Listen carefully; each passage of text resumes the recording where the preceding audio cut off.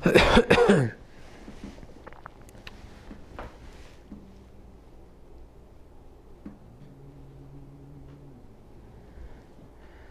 everyone, thank you for joining us again for another live class. We're going to switch up the order a little bit for tonight's stream. The Rav is going to say a short shir on the topic of the month of ER, followed by a live question and answer about the month of ER or about the Omer that we're in right now. So the time period that we were in now, today's Rosh Chodesh Iyar, tonight is Beis Iyar already. The time period that we know is called the Omer period, the period of Omer.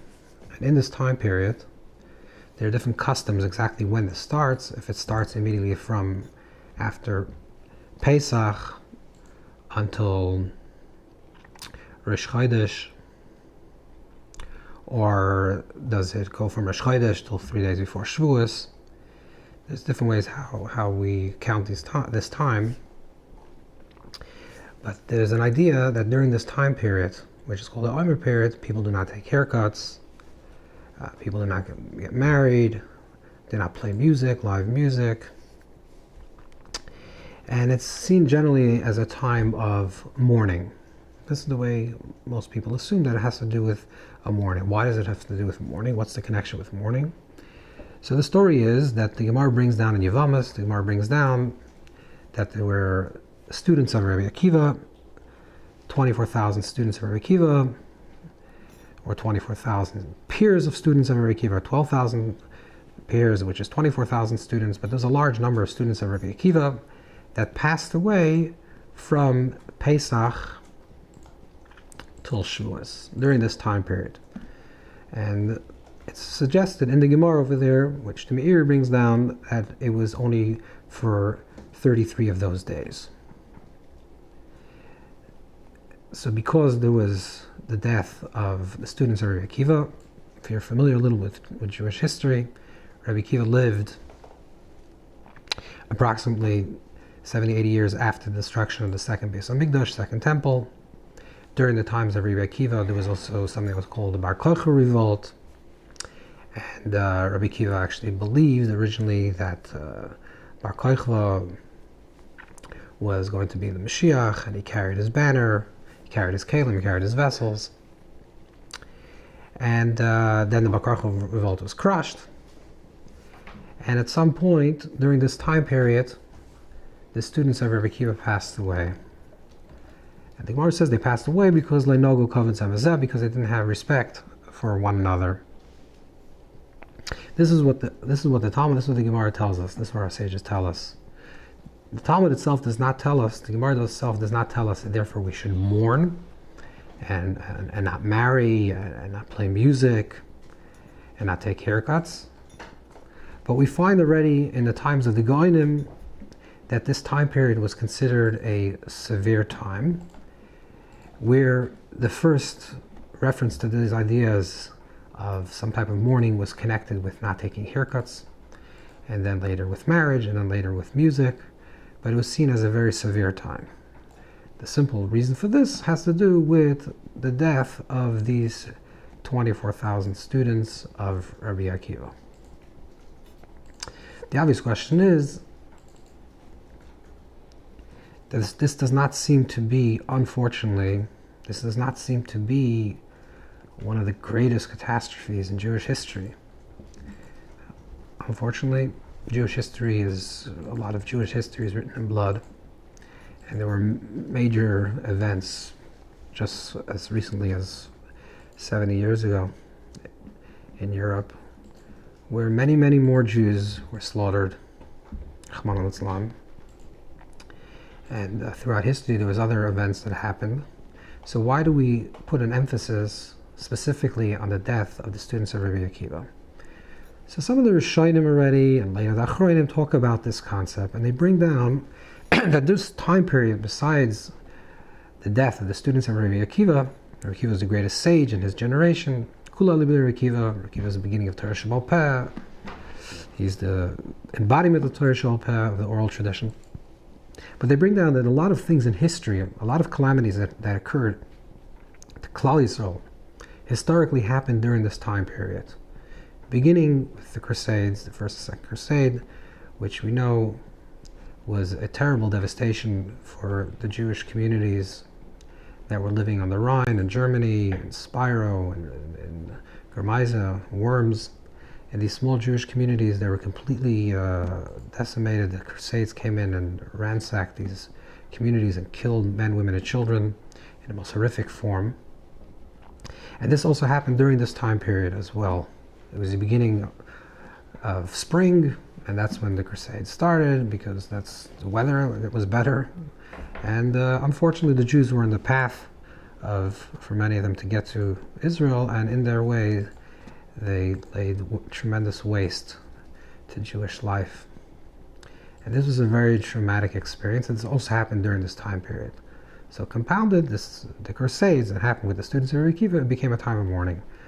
A few years later, many years later, a few hundred years later, 500-600 years later, in 1648, 1649, there was something that was called Gzeres Tach V'Tat, which was the Chmielewski revolt, which was a Ukrainian revolt against the serfs, Ukrainian revolt against the owners of land, which was really objectively against the Polish nobility, but because at that time the Polish nobility were living in Poland, and the Jews were the collectors of the income and of the taxes, the Jews experienced one of the great devastations where the numbers, hundreds of thousands of Jews were killed during the Chmielewski revolt, which is also called the Gzeres Tach V'Tat. So the Taz writes, because this event also happened this time period, so this is another reason why we mourn.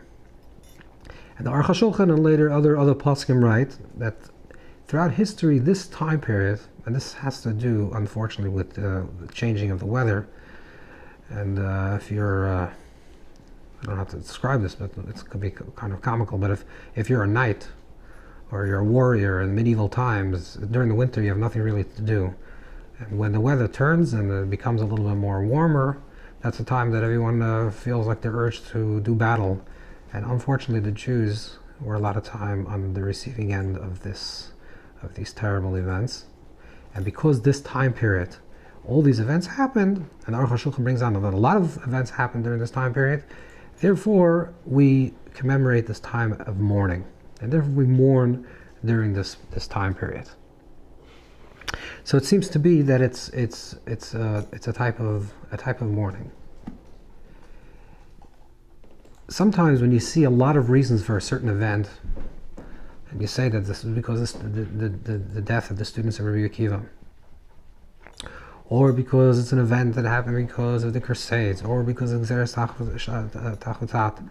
Sometimes when you see a lot of different explanations for one idea, we have to really get to the root of the idea. What's the core, what's the essence that gives rise to all of those events?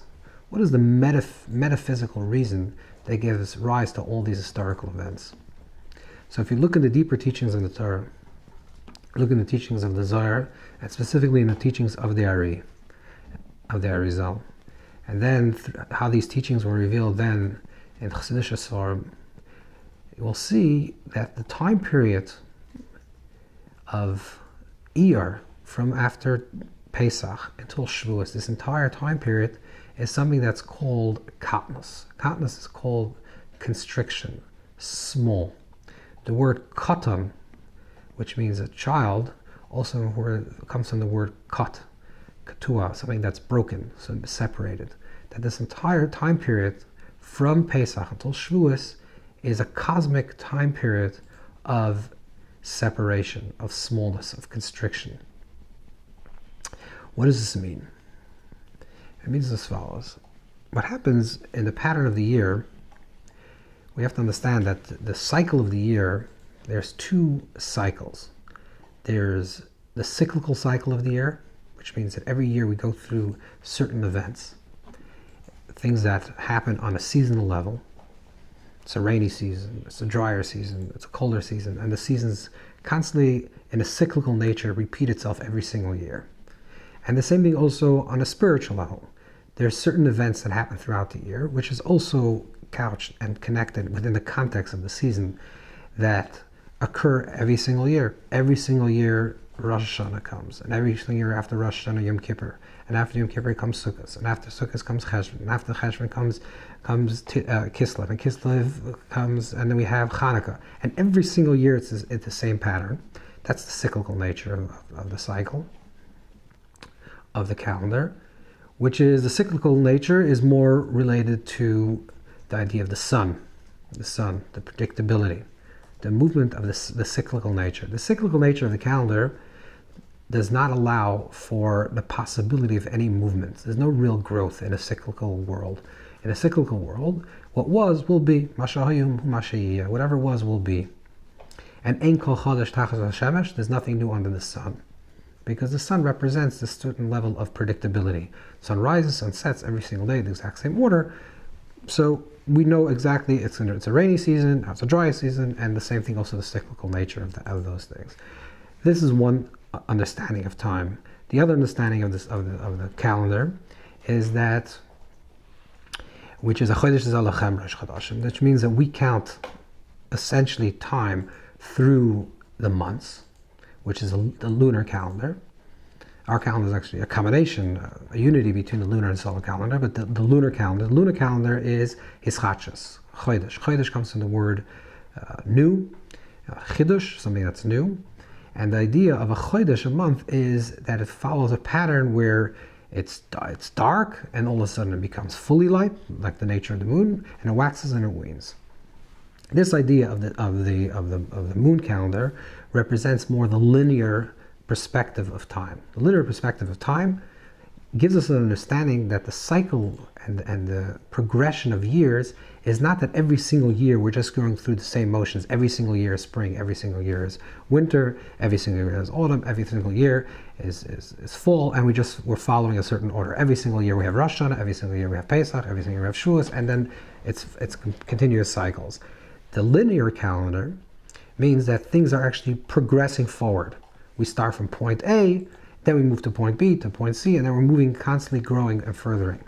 This is the linear perspective. The linear perspective of time is one of the great chidushim, one of the great novelties that the Torah reveals, which allowed us to understand that life is actually progressive, that it's evolving. We're not just in the same place every single day, hopefully. Hopefully we're progressing forward. The world is certainly progressing forward on a collective level, and hopefully also individually, every year that we live, every day that we live, every minute that we live, we're always moving forward in our lives. So how do we mesh this idea of linear time and cyclical time?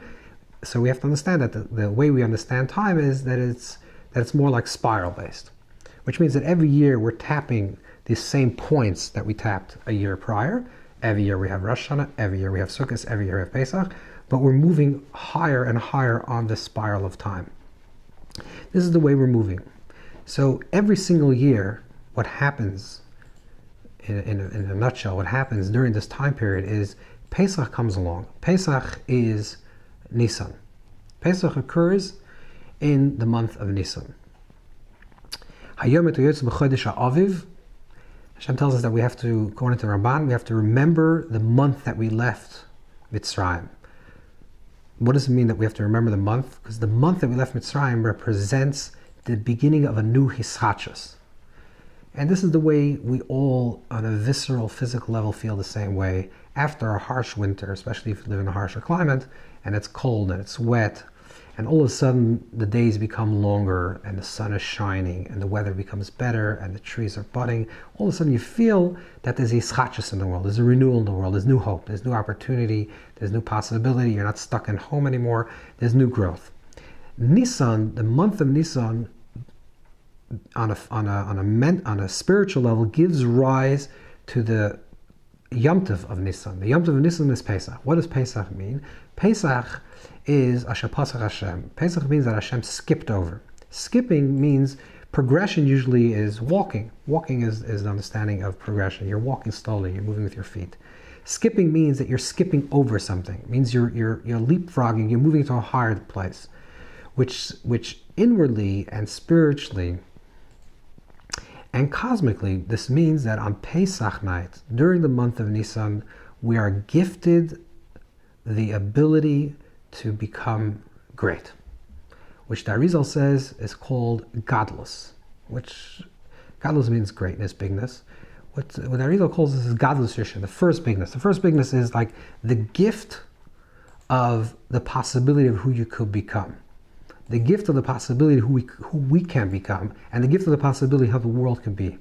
This is the night of Pesach. The night of Pesach, everyone receives, if we're open to receive it, we receive the gift of godless, the gift of this greatness. It's an expansiveness, it's an openness, it's a moichet de godless, an expansiveness of mind. The word godel, in contrast to the word katan, godel comes from the word, the root letters gimel daled, which always represents like a good or geder, something that's, or a mazel, something that's connected, which means that a katan is separated, fragmented, and a gadol is someone, an adult, a mature person, an older person, is someone that sees things more in a wholesome perspective, sees things from an entire perspective. Godless is, when a person has moichem de godless, a person has expansive mind, all of a sudden their life makes sense. They see, for a moment, they get a glimpse of how all the various details of their life, normally they live scattered.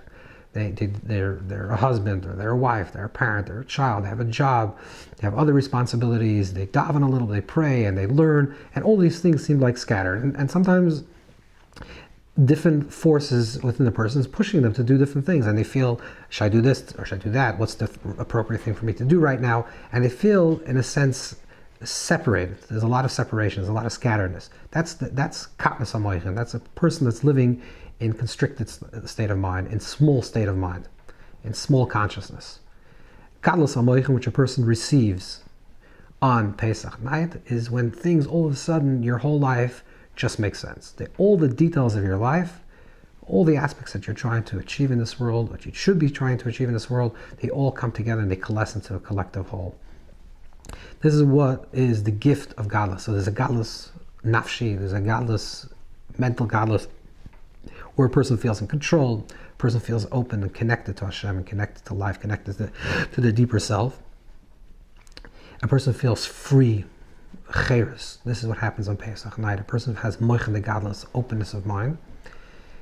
And then, right after Pesach, after the first night, first Seder, and the next day, immediately we start counting the Sefirot. Why do we count the Sefirot? So the time of Sefirot, says the Ari, the time of Sefirot is a time of katnas. What is katnas? Katnas means constriction.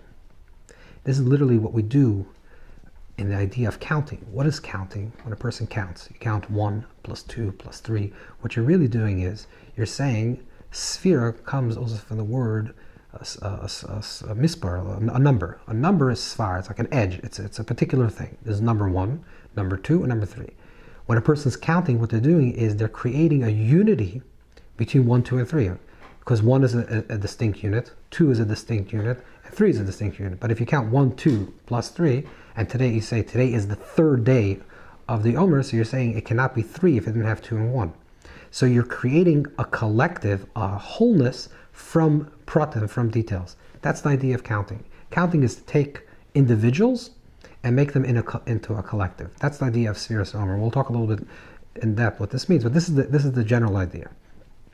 So what happens in the times of Sefirot is, says Nari, is first we're gifted godless. There's a cosmic godless, a cosmic greatness, bigness, expansiveness, openness, connectivity that comes down to this world on the night of Pesach. Throughout the entire time of Nisan in general, from already from Rosh Chodesh, but its fullness is revealed when the moon is complete.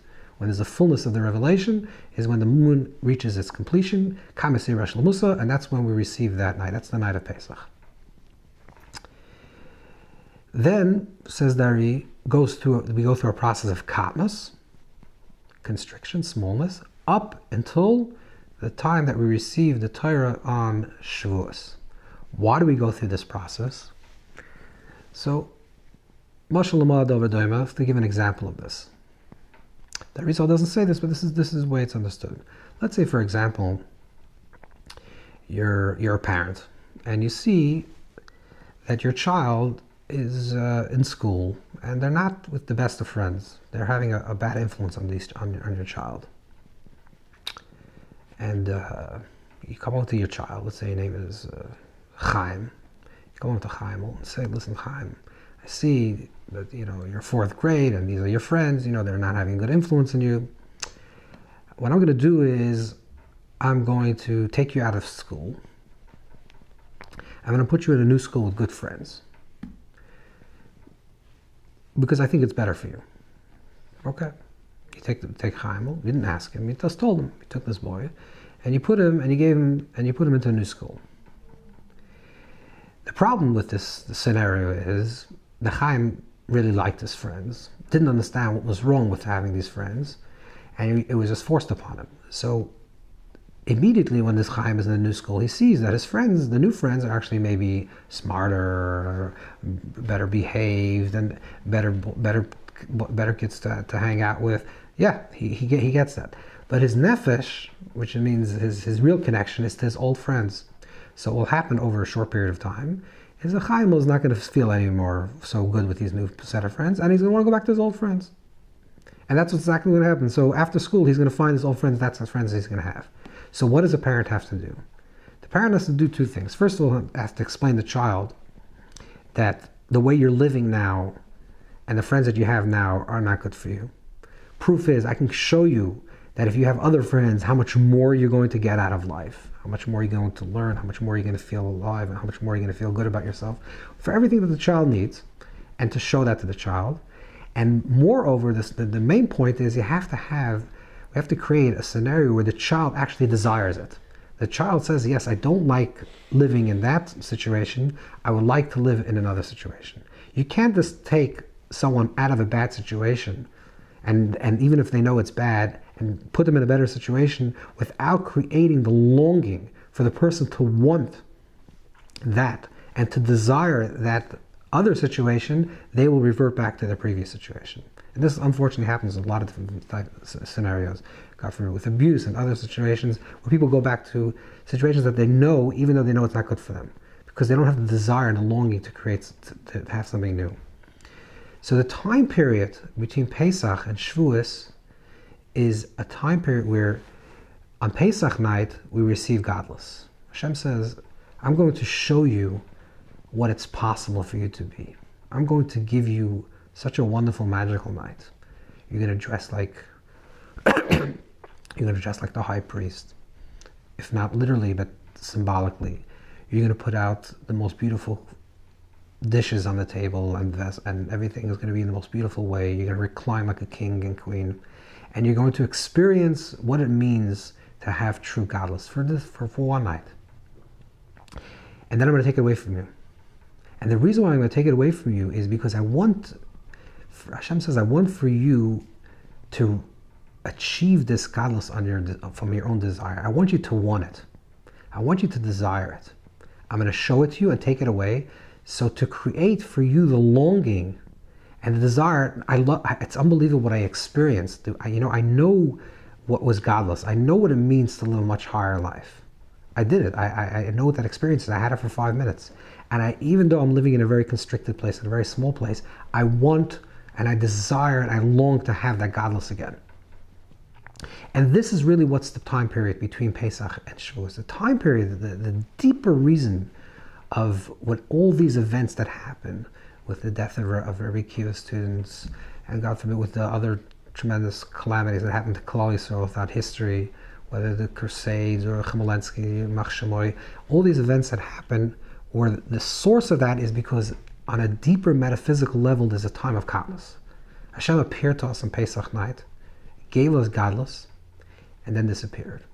The point of the disappearance, of the leaving, is that we should create the vessels, the kelim, that we're able to receive true godless. How do we create the kelim? How do we create the vessels? The vessels are created through desire. The more we desire it, the more that when we receive it, it will actually become assimilated into us.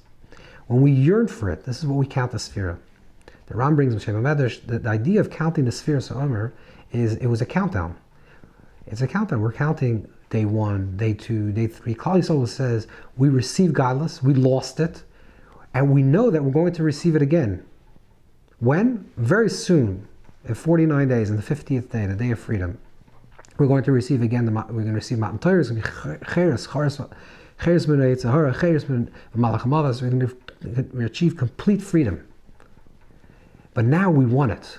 We want it because we know what it is, and we had it for a few minutes, and now we long to receive it. So they counted one day, and another day, and a third day. And slowly they're getting closer and closer with greater anticipation, finally to the day that when they're finally going to receive godless, the godless that they're going to receive, which will be the godless that we receive on Shavuos night, on the night of Matan Torah, is the godless Sheni. It will be a higher level of godless. Because that godless we receive with the proper vessels. We create the times of Sefirot through the time of counting of the Omer, and through the time of counting down and longing and saying, I'm perfecting this midah, I'm perfecting the other midah, I'm perfecting myself. I want to create the proper vessel for me to receive this. I want my midos, my emotional attributes to be in order. I need my chesed of the gevur and the gevur and the chesed. I need all my emotional attributes to be in order. So then when I finally receive moichin, which is higher level intelligence, the moichin will have a proper vessel to be received. If a person receives moichin, higher intelligence, and their midas are not in order, so the moichin just breaks apart the midas, and the midas, there's no order. The person just falls apart. But if a person works on their midas, works on their attributes, every day fixes a little bit more, yearns for something, and slowly builds incrementally 1 plus 2 plus 3, and every single day of the sphere we're building these vessels in order to receive finally Matan Torah, to receive the Torah on the 50th day. And then when we receive the Torah, the godless will be a true godless. And that's the uber structure of what's going on. This happens every single year on a higher level, on a spiral level. We're moving up on a higher madrega, on a higher level. That every single God willing, we're also progressing. That every year we have Pesach, and every year we have a higher level of Mourning the godless, a higher level of expansiveness, a higher level of greatness. And every year we long for Matan Torah even a little bit stronger, and even with greater desire. We long to understand that our life should have meaning, that our life should have understanding, that we should have moichin in our life, that the Torah should be revealed in our own life, and that through that yearning and the longing during this time period of Sefirot, so it's not so much about the mourning, it's more about the absence. Mourning is a time that we commemorate, which will also have a time period during the cycle of the year, which is more in the Bein HaMetzarim, the time between Tisha B'Av and Shivas B'Tammuz and Tisha B'Av. That's that time period. But in this time period, it's not about mourning as much as about longing, about feeling the absence of something that you experience. Now you're not feeling it, and because you don't feel it, you desire it. You desire it more and desire more and desire more, and that builds the vessel. That brings the kalim, the vessel that when we finally receive the godless on Shavuos night, on the night that we receive the Torah, we have godless in a way that's assimilated, and we can call this a godless sheni. And this is really the depth of what's happening, and in a short, just a synopsis of what's really happening during this time period. We had a question that came in about this concept that they want to know. The Rav spoke about receiving godless, like a large feeling of greatness on Pesach, and then working up step by step after that through the Sefirot. What if someone didn't feel any type of greatness on Pesach and is counting but doesn't really feel, an actual increase in anything in the Sefirot? Is there something that's missing, or is that itself part of the lack?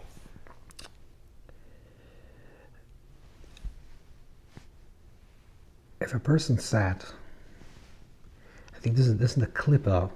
This is the negativity of the klippa. What happens?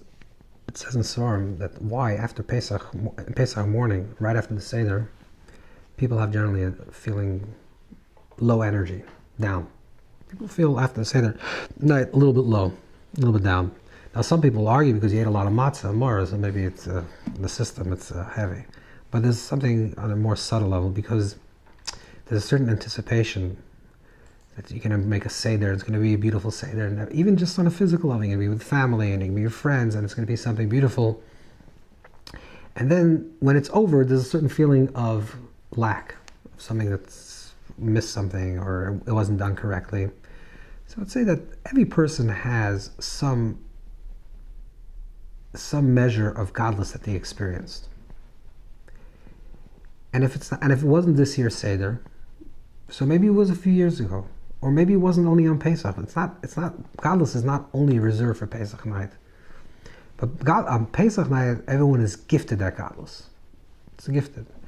Maybe a person wasn't open to it. Maybe a person wasn't conscious to this. Maybe a person was so mindful of that. But there was something that happened. And if they don't register because it's days later and they can't remember, so try to remember sometime in your life that you did have a godless amoichin, not just that you felt euphoria, felt good, but there's something in your life that it clicked, that things made sense. And maybe it was Yom Kippur when you were davening in the Ilah. Maybe there was some time in your life that you felt godless. And if you never ever felt that, but you yearn for it, that's the ikar, that's the main thing. The main thing is to yearn for it. To say that, Hashem, I really, really want to feel, I don't want to feel like a cotton anymore.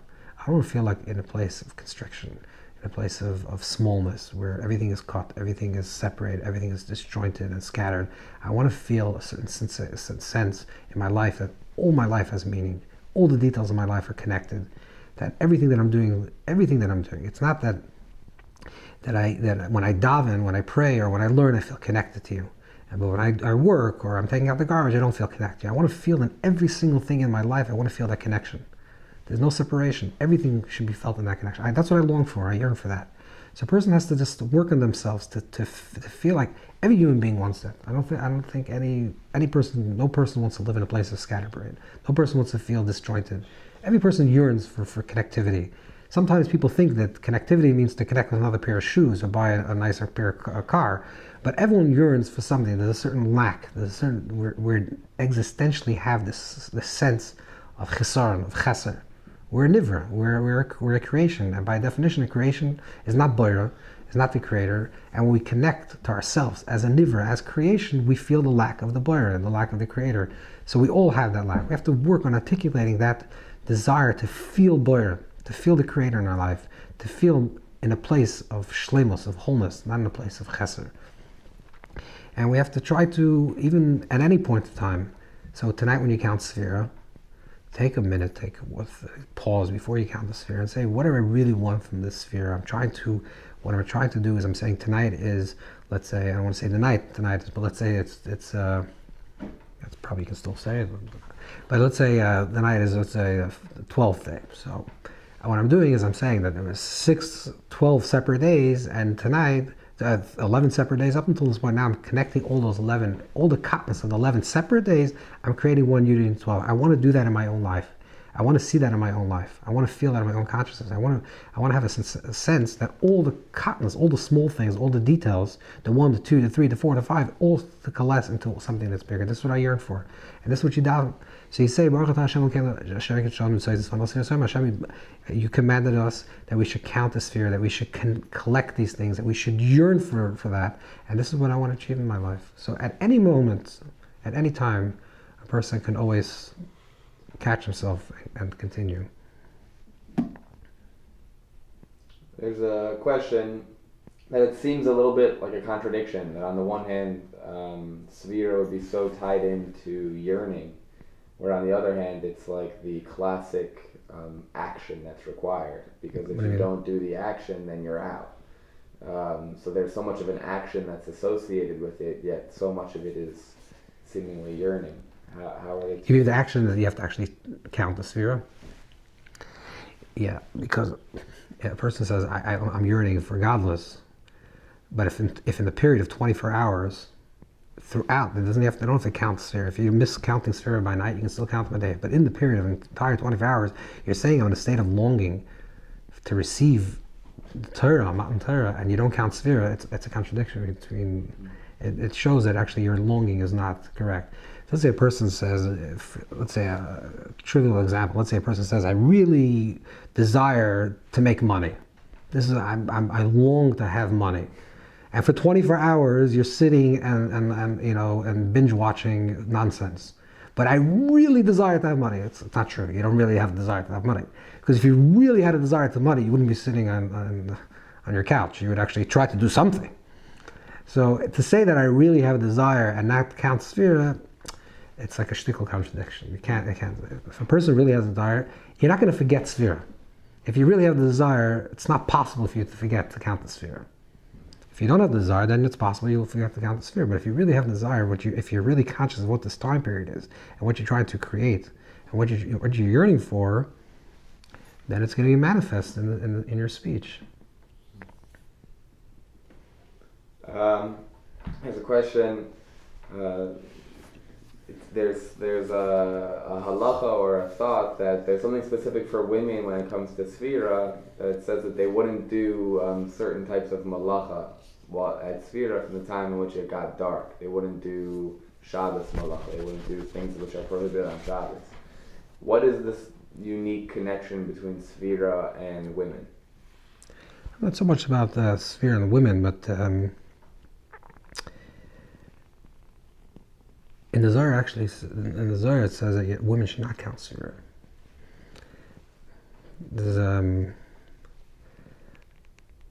But we see that today a lot of Minhag Yisrael is to count Sefirah. Even women count Sefirah with a bracha. There's something about. There's two things. One thing is that women.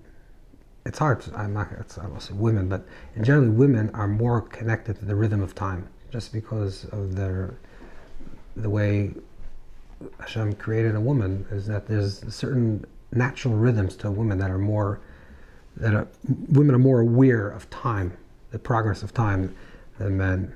So the mitzvah of counting the Sefirot Omer would really apply more to men, because they have to become aware of it. It's more that they have to be induced to this consciousness, as opposed to women that's more aware of time. More Yedei Itim type of an idea. There is also another issue which is related to women, which is interesting, that I've seen also some very important tzaddikim write, that there's an idea of Nekevet T'Soiv Gover, that even though the Zohar wrote that women do not have to count Sefirah, or shouldn't count Sefirah, since Minhag Yisrael today by a lot of people is for women to count Sefirah, we must say that this is the rise of the concept of Nekevet T'Soiv Gover. Nekevet T'Soiv Gover means there'll come a time when Malchus, which represents the feminine, will rise, become a Teres Baila, become the crown of Zar Ampin, which means that there will come a time when what we see in this world, for better, for worse, a more male-dominant world, more aggressive, more connected to Yomai Sachol, the weekday, there'll come a time when Shabbos will be the dominant. Shabbos is more a state of being and a state of peacefulness, which is what Malchus. So because we're entering more in a messianic time, according to all the signs, we see that women also start to count the Sefirah. So there's that connection. Is there also a specific connection between women and Rosh Chodesh? Yeah, that says that already says in that says in Medrash. The Torah brings down in Rosh Chodesh that the women, because of the Chet Egel, because the women did not participate in the sin of the golden calf, they received this mitzvah, this Yom Tov of Rosh Chodesh, was specifically given over to women, because the idea of woman has to do with the moon. The moon and the sun parallel is also male and female. The male is more the predictable one, more connected to predictability. The Chama without ischach is not renewal, and the woman, because there's renewal in her body, is connected more with the moon, and therefore she's connected more to Rosh Chodesh than even the men. We have a question from our friend named Levi, and he wants to know what is the source of putting each one of the Sefiros into the day of the Omer? What is the source of where that comes from? You mean like Chesed Shebechesed and Goy Shebechesed? It's not so old. It's not. We don't find it. It's not in the Rishonim. But the understanding was that since the 7 weeks correspond, there's a really on one level it says that that Shavuos, which is called Atzeres also, should really be like Shmini Atzeres to Sukkot. Shmini Atzeres is 7 days after Sukkot, which is the 8th day is Sukkot. And the same thing also really, on one level, Matan Torah should have been on Shmini Shel Pesach, which would have been the 8th day, we would call Atzeres, that would have been Shavuos. And because that's one cycle of the 7 spheres of Chesed. With the first, that's why you saw Malchus, which is one cycle. But Hashem understood that for us to build a real ratzon and a real desire, and to build a proper kalim, especially that we came from a place of slavery, we came from a place of real katnus, and unfortunately a lot of people still come from that place of real katnus. And slavery doesn't mean to an Egyptian; it can be slave to money or to power or to fame, whatever a person's enslaved to. So, in order for us to get to a real place of proper receiving, that all our kalim are worked out, we'll do 7 times 7. So all the elements of Chesed, Chesed Tiferes, all those spheres, and the deeper understanding of that is when you have a midah on its own, then it's just the world of midos. But if you're able to blend Chesed with Gvura Sheba Chesed, let's say for example, that means that you have to have moichin. I'll give you a very simple example. Let's say there's a child. Child has a very interesting quality where a child could be crying hysterical in a total collapse, and this is the worst thing that ever happened to them. You give them a lollipop, and all of a sudden, all the problems of the world will dissolve. Because a child is very much in the immediate emotion that they're experiencing. When they're experiencing chesed, there's no gvura. When they're experiencing gvura, there's no chesed. They're fully in that midah. That's the nature of a child. What happens when a mature person has their own lollipop, whatever the metaphor of that lollipop is? When a mature person, an adult has, so there's a level of moichin, there's a level of intelligence, and the intelligence balances the chesed. It says, okay, you're very excited about this new thing that you're having, which is like a chesed expressive mode, but there's also, you can't just completely lose yourself in this thing, because otherwise you can't just indulge like a child in a piece of cake until you get sick. You understand, there's repercussions, you're going to get sick. And the cake is just a metaphor. Any type of time that you have, you completely indulge in something, you're going to suffer a consequence. So you tamper the chesed with gevura. That comes from moichin. That comes from intelligence. The intelligence allows you to stand back and to observe it. So the idea of the sphere of Omer is really hamshachas moichin al midas, the drawing down of moichin into midas. The moichin as much as we have now. We say there's a chesed, a gvura, the chesed, and we're balancing everything with the moichin, the intelligence that we have up until this point, to receive higher level of moichin on Shavuos. So we're doing the spheres, and we're combining the different spheres on a level of midas. But the midas is hamshachas hamoichin. We're drawing moichin into these midas, so then we can receive a higher level of moichin on Shavuos. And that's the way it's for the last 300-400 years. We have all this norm that were printed with the time of Sefirot were written out in the Chesed, Gevura, But incidentally, this is interesting to note that no one has ever really written. None of the great scholars and tzaddikim and kabbalim have ever really written exactly what is the midah of netzach of hoid. In fact, outside of Chabad Svarim, even some of the midas are never really explained in Nefesh Adam. Like, what is the actual midah of netzach and hoid is not explained in Sefer Kabbalah, and not explained. You only find really this in Chabad Svarim to explain what the actual midah of netzach is. What's the midah? What's the attribute of hoid? And specifically, what's the hoid of netzach? That's already. There's very few places, really very few scattered places in Chassidus that actually talks about this a little bit. What is the midah of which in midah? And I think the general idea is that we have to think about it is that there's 7, and there's 7 and 7. We have to just try to bring moichin to every single thing that we're doing. If you have netzach, bring moichin to that netzach of the hoid and that moichin of chesed. Always have the level of moichin. So we're showing that we're showing that we're the proper vessels to then receive higher level of moichin. We had a question. Usually, when there's a holiday in Judaism, we do actions because those actions are a way for us to connect to the same energy or the same light or the same whatever it was that happened at that time. So on Pesach we'll eat matzah, they ate matzah back then. On Sefirot, when we're counting, did they count as they were on their way? That's what it says in Medrash, yeah? That's what it says that's the Ran writes, Sheva Medrash. But I would say also there's something important that someone came to Pinchas Karetz, one of the Baal Shem, and it's written in Medrash Pinchas. It's a very interesting story. Someone came to Pinchas Karetz and told him that he's suffering from constipation. And constipation is a form of godless, constriction. And Pinchas Karetz told him that the reason why you're suffering from this is because you experienced godless in your life and you didn't embrace it. You try to push it aside. So he asked him, so what should I do now? He said you should fast. If you fast, that means you're embracing katnas, not eating, a level of katnas, and then the katnas will leave. And there's a very big oimek, there's a very big depth to this. What it means is like this. When we're in a state of katnas, and there's a cosmic katnas now, a person can say, katnas, I don't want katnas. I want godless. I just want godless. I just want greatness. I just want bigness. I'm not, let's say a person, God forbid, we were talking about it a little bit differently, but let's say God forbid a person is in mourning.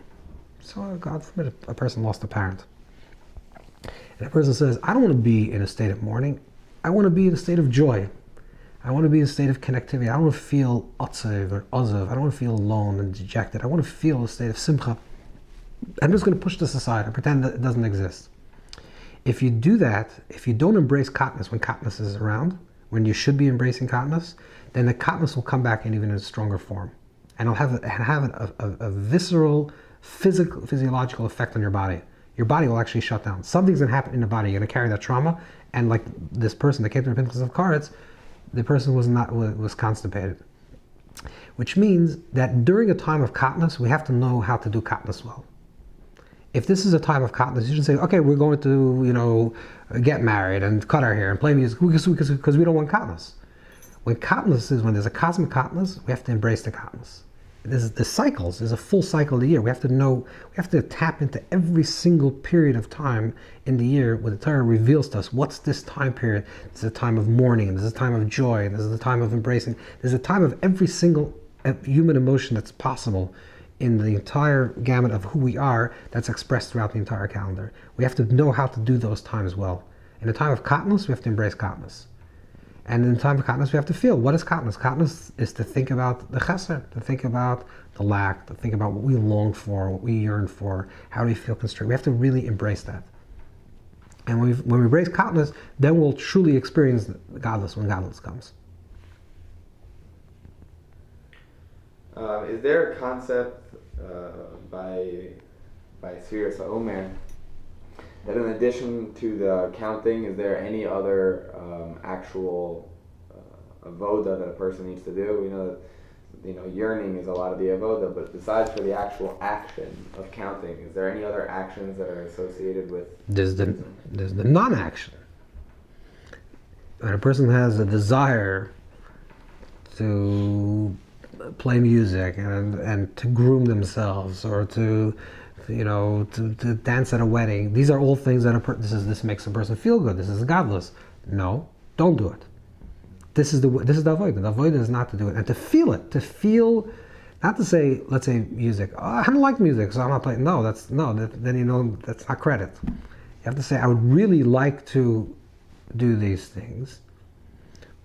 I would really like to do these things. But this is the way I'm experiencing katnas. This is the way I'm following what the Chazal understood. This is this time period. This is when I'm refraining from doing these things to create that sense of longing. And that's why there's the great euphoria, great joy that happens on Lag BaOmer. Because it was such a time period that you were holding yourself back. If you're not holding yourself back, then you're not going to feel the joy also. So you have to embrace that katnas. That's the katnas. Is there any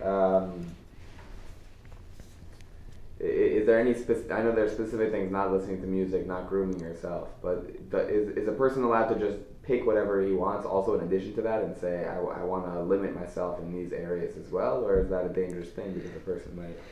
That could be dangerous. You have to know your nefesh. A person has to know themselves, because sometimes that can lead to depression. This is not about being depressed. It's not about depression is a terrible thing. It's not about taking everything away so you feel like down. It's almost the opposite. You were shown something, took it, and it was taken away to create longing. A person has to feel more energy during Sefirot, not less energy, because you just had something and it's lost and you have to get it back. That should be the driving force. Not like I'm low energy now.